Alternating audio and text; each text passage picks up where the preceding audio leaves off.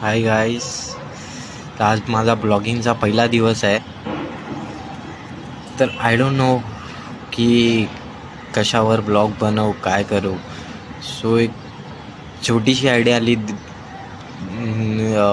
डोक्यात की असाच बसलोय तर स्वतः काही लिहून लोकांना सांगूया. तर आज सकाळी उठलो नेहमीसारखा, ना कुठे जायचं आहे ना काही काम. मोबाईल हातात घेतला आणि सोशल मीडिया पाहिलं. सगळे आपापल्या कामात बिझी.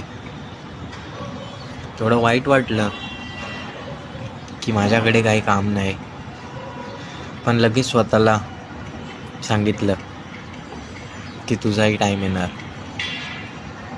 आज मी ठरवलं बसून वेळ वाया घालवायचा नाही.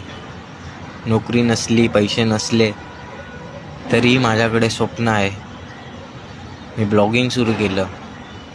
माझ्या गोष्टी, माझे अनुभव, माझं आयुष्य सगळं शब्दात मांडायचं ठरवलं. कदाचित आज कोणी नाही तर उद्या, परवा किंवा त्यानंतरही कधीतरी मी हरणार नाही, कारण माझी गोष्ट अजून संपली नाही.